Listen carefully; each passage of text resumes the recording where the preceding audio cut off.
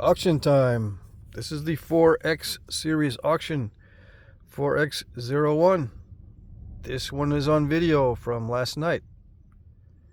It's an Endice point. Raw chert. Raw Texas chert. 3 1/4 by 2 1/4. Let's see. I didn't do the width to thickness ratio. Let's just call it, let's see, how about thickest spot?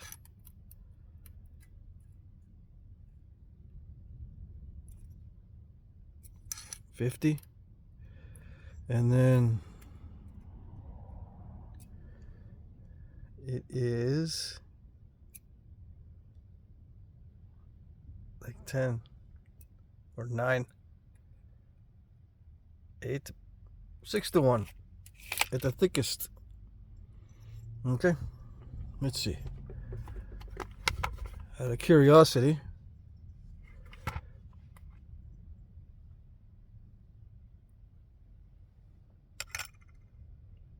$468 grains.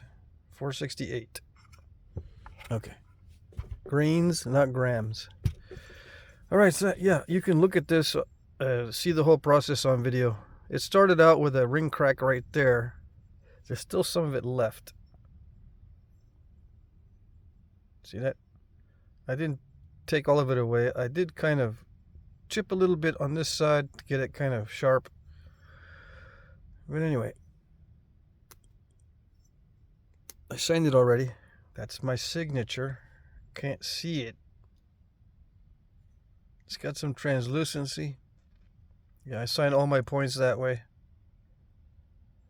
The PAB is my initials, okay? Patrick Allen Blank. Okay? All right.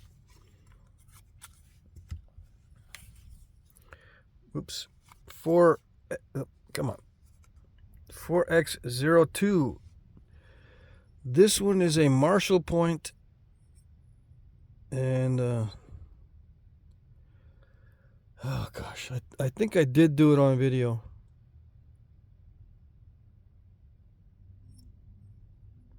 Maybe not. I know I did a Marshall point last week on video. I don't remember if I did this one on video. Anyways, it gave me a hard time. It's a raw chirp, but it's a steppy, crackly type of raw chirp. Yeah, this side came out all right. This side was okay, I suppose. But yeah, I'm practicing deep notching, so anything that's got deep notching I've been trying to do lately. All right, 3 1/2 by almost 2 inches. Let's see, this is also about, let's just call it 48 millimeter by 8, 6 to 1. Pretty much 6 to 1 on most of my stuff. Width to thickness ratio. It is sharpened up. Okay. But yeah, it has little defects. I had some trouble with it. As far as the quality of the chert, it wasn't the best. So it's raw. Slight translucency, not too much. Okay. 4X03. This one I did not do on video. I signed this already, just to save some time today, or during shipping. During shipping tomorrow and Wednesday, just to save time. I signed it already. If you don't want if you don't want that signature on there, I can remove it. Yeah, with a solvent like acetone. All right. So this is a Laguna style, and this time I went by the book and tried to do everything to look like the book illustrations. I've never seen one of these in person, so this is just by the book. I have seen these Marshalls in person, so I try to do the stems and the barbs just like I've seen.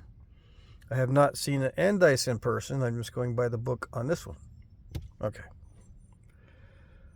So yeah, this is Laguna. out of difficult raw chert. I got a bunch of this difficult raw chert that I'm going to be trying these deep notches with. The reason why I'm doing it is because I have, relatively large pieces of this difficult raw chert. Yeah. And I don't want to heat treat it. Not yet anyway, unless I run into some serious problems. I want to see if I can knap this stuff raw. Okay. All right, so let's see. Boxes of stuff. 4X04 is a box of brokes and bifaces. Yeah. This is all raw chert here. Yeah, it's raw. I don't want to tell you what's raw. Okay, there's only one heat treat in here. That's this one. This is a heat treat. And it's kind of dicey. Usually when I include these in the box of brokes and bifaces, it's because I don't really want to deal with them. But, this is high grade Georgetown. So it's not a bad chert. And this is some of the stuff I was working on this week that I snapped. Oh yes. Snappiola. This was going to be a Frio point with these deep notches. I snapped it trying to do that last bit of cosmetic flake removal, and I totally misjudged it and just crunched that whole edge and snapped it. Yeah, getting tired probably. And this one I was just practicing the end notching, and I snapped off both of the barbs. But at least I got to know the limits of the tool, the Notch-O-Matic that I was using. This is good practice for knowing the limits of the tool and what it can do. And what it cannot do. All right, this is relatively thick. I was thinking, yeah, I could just notch the relatively thick stuff with that tool. Turns out, not so much. It's got to be thinner than I'd made it. What is the width to thickness ratio, you might ask? Let's see, I'm going to guess on here. It's 50 by, let's see, what is the, it's like 7 to 1. It has to be better than 7 to 1. Yeah, like 8 to 1. I don't think the other one was 8 to 1. I think this one was a 6 to 1 at the thick, but I measured the thickest part. It's probably one reason I didn't go further, because I knew I'd have to hit it pretty hard to get through there. But this is like 7 to 1, and it still didn't. It didn't succeed. So next time I'll do the 8 to 1.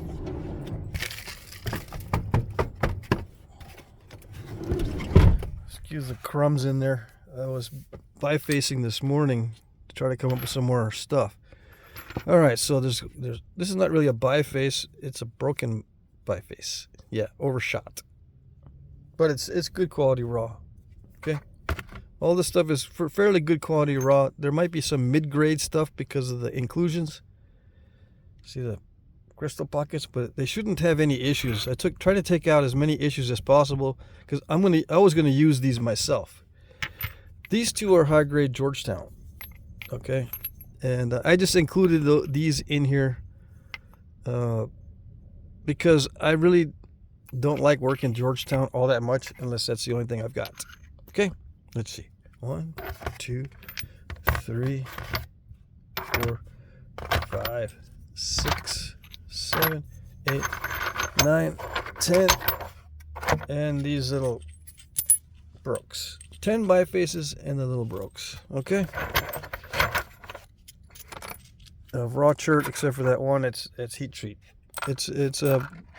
My heat treats lately have been about 385 degrees, so that's not a high heat treat. That's a light heat treat. It's under 400. Everything else is raw, but a lot of this stuff is high quality raw, and some of it's mid-grade raw. Okay.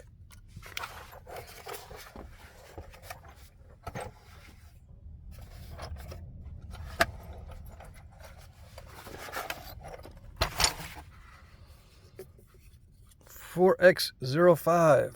This one is a box of raw. Relatively easy to nap, quote unquote. Relatively easy to nap chert in the raw state.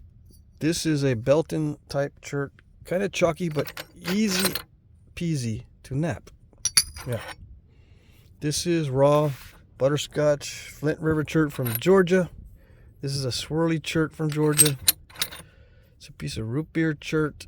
It should nap well. These are all raw, as I said before. High grade raw stuff for the most part.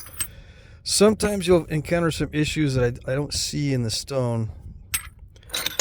But like these, this is high grade raw Texas chert here. This is high grade raw, but it's chalky. Not everyone likes this consistency, but it's easy to nap. There's some Georgetown in here, relatively easy to nap. Like I said, I don't really like working Georgetown anymore, unless it's the only thing I've got, and I've got lots of it actually. Yeah. So I'm going to share it. Yeah. So pieces of Georgetown. More of this Belton easy to nap chalky chert. Raw. These are all raw, like I said. And some high grade Texas chert stuff. In case you're wondering, I don't know why I put this in here, but yeah, I just threw it in. I was looking for bigger pieces, but this, I guess you can just mess around with that one and see what raw high grade stuff is. You know, not everybody knows. Like I say in my other auctions, now's your chance. If you don't know what high grade raw is, there you go. Some people have no idea.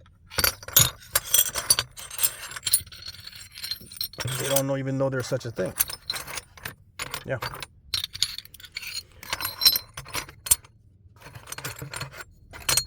Okay.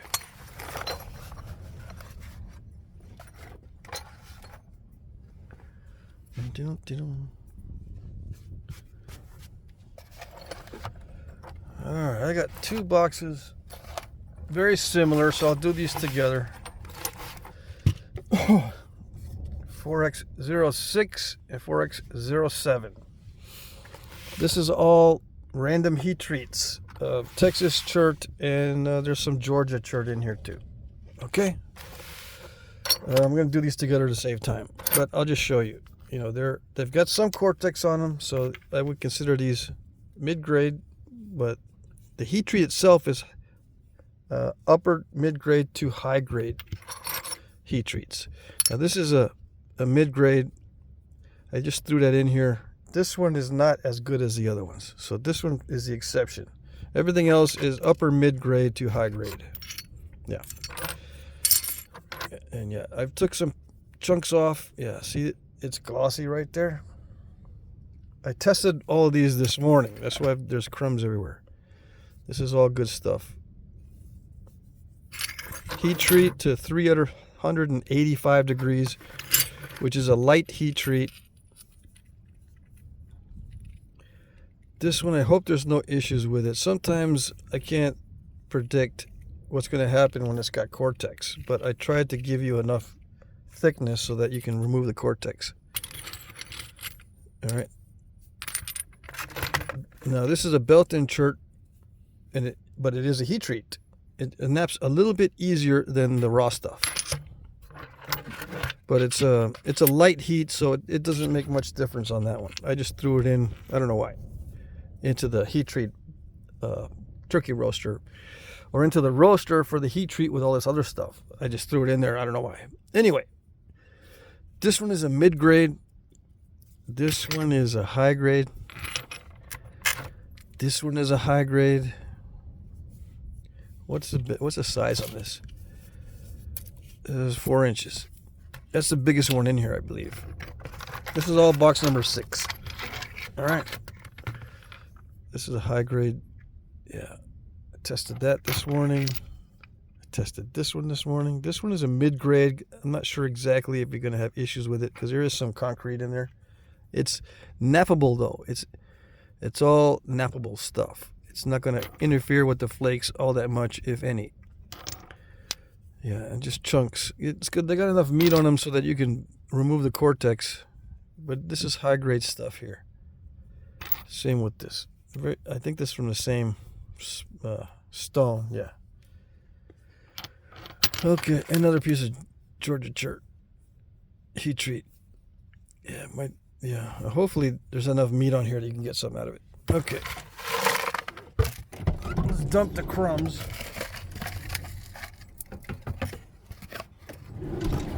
Okay, so yeah, this is going to be over full, but I'll get them all in there. I'll find a way to ship this out. It should be 3 pounds. I did not weigh it, so if I stuff it a little bit more than full, it ends up being very close to, if not 3 pounds. Especially with these clunky pieces that are not thin flakes. It's heavier than the 2 pounds 11 ounces that it averages out to be. All right. Okay, that was number 6. Number 7 is this box here. Same basic stuff. It's all just random Texas cherts, Central Edwards Plateau cherts, and Callahan Divide cherts. You can look it up. Okay. Most of this is upper mid-grade to high grade. These are lower grade here. These are mid-grades. This particular type of chert is kind of rough, but you might enjoy napping it. Yeah. I knocked some flakes off this morning. It does respond to the billet. Yeah. But other than that, these are all high grade pieces. Where's the biggest chunk in here? Oh, this is not too bad. This one is probably 3. Yeah, 3.5. There's a chunk. 3 3/4.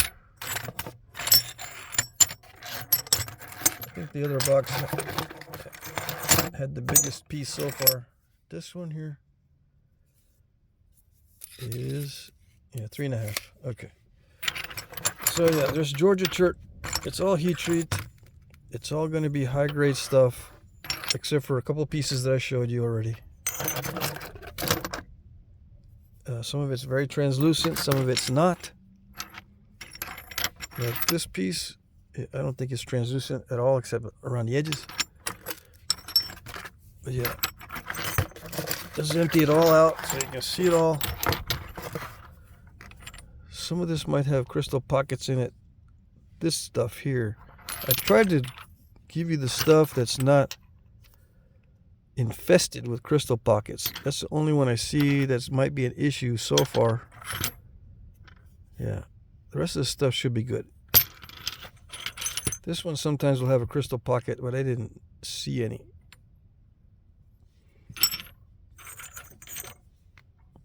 Reason why I mention that is because the crystal pockets will mess you up. Oh yes.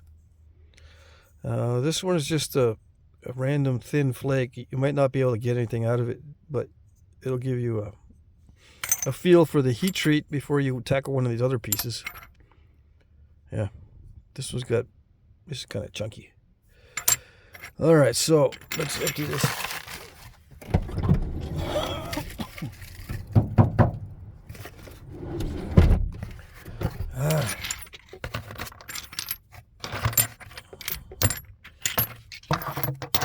I think that's it, right? Yeah, just 7 items this week.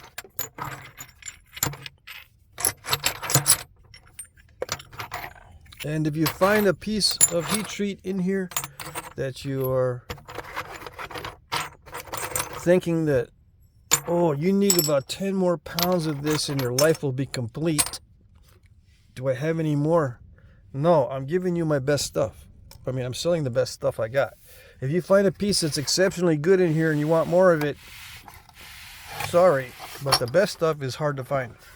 I don't even have the best stuff anymore because I'm selling it all. Yeah. So that's how that goes. Yeah, I don't have a lot of good stuff. And if I do, it ends up in the auction. All right. These are my cheat notes. There's a better description of the auction in the box below. Yeah, these are cheat notes for the rules. All right. Please look at my previous auctions to see how they work. Okay. Auction 3J has a demo on how to bid. I used my tablet. Auction 3J. All right. Bid in the comments section under one of my pre-populated comments. This means that you'll be replying to one or more of my comments. All right. Pre-populated means I put them in myself. They'll be in the comment section. And the comments that I put in the comment section are going to have the item number, a timestamp where the item appears in the video, and a short description. Okay? You reply or bid or comment under one of those.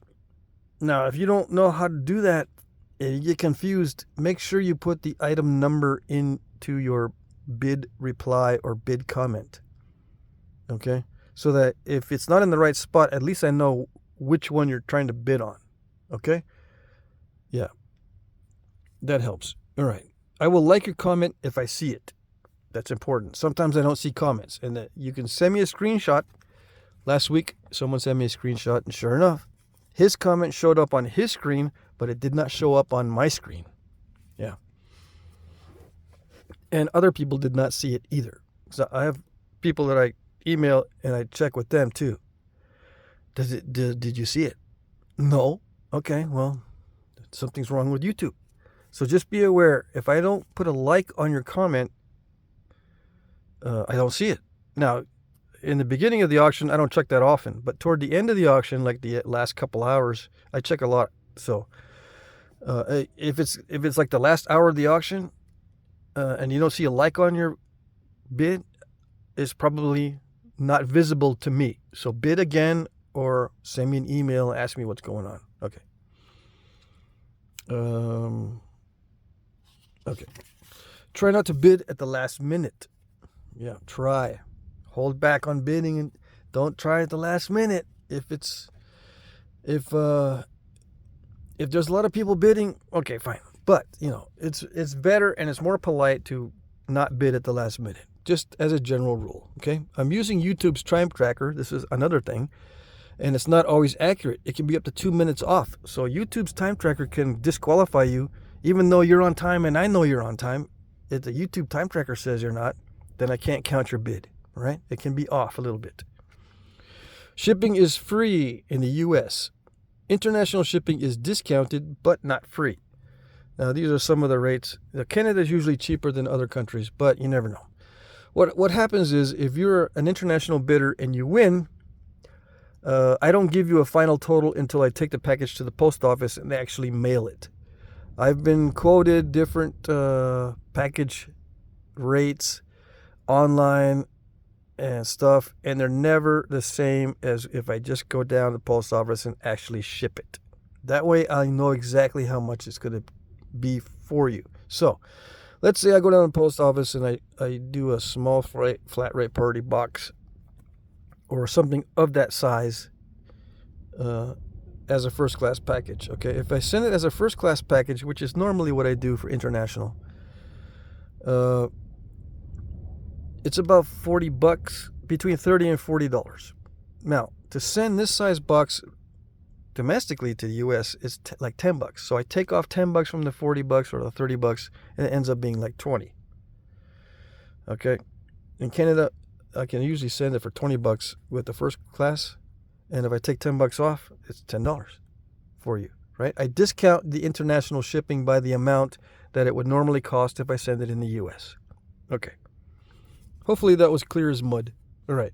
International rates often change. I might need to charge more than this. Yeah, sometimes you never know. And sometimes, even though that I go to the post office and actually ship the item, the information that they give me, like how much is it going to be for you to pick it up from your post office in another country, it could be wrong too. Like I had one instance where I mailed it, and the clerk at my post office said, it's going to cost this guy over 20 euros to pick this up. I said, yeah, well, that's just the way it goes, right? Well, it turns out it was only 5 euros to pick it up in that particular case. So even if I go to the post office, they're not always right. It's ridiculous. But anyway, that's just so you know how I do the shipping, okay? Let me see. I will provide tracking numbers. I accept PayPal, Venmo, Cash App, checks or money orders, and I can also email you an electronic invoice. Yeah, don't send me money unless you know you're sending it to the right person, especially on Cash App. Okay, just make sure it's me before you send anything. All right. Note, I cannot charge your credit or debit card on my end. Yeah, I can't keep your credit card number on file in order to charge your card. I can keep it on file, but it won't work on my end. I can't charge on my end because I'm using PayPal, and PayPal security has eliminated the option for me to charge your card at my end. It doesn't work anymore. It used to work. It doesn't work anymore. Okay? Just be aware of that. You gotta, if I'm sending you an invoice, you gotta pay for it on your end. Okay. Winners will be announced starting at 9:01 p.m. Eastern Time, which means it ends at 8 Central, 7 Mountain, or 6 Pacific. 9:01 p.m. is the ending time. I start announcing the winners at 9:01 p.m. Eastern, or 8:01 p.m. Central, or 7:01 Mountain, or 6:01 Pacific. That's when I start announcing the winners. It actually ends at the top of the hour, like 9 o'clock or 8 o'clock, depending on your time zone, right? But I give it a minute to refresh, and I refresh it during that minute to make sure I can see all the bids. Keep refreshing, make sure I see all the bids. And YouTube's usually good about keeping all the bids in order from earliest to latest bid, even though the times might not be right. At least to keep it in the right order. So yeah, but I got to keep refreshing to make sure. Anyway, yeah, I will reply to your winning bid with sold, thank you, the item, the price that you bid, it's you won, and please email me your name, address. Yeah, if you're new to this, you need to email me. I cannot send you a reminder that you won. I mean, I can, but I'm not going to, because YouTube doesn't have private messages.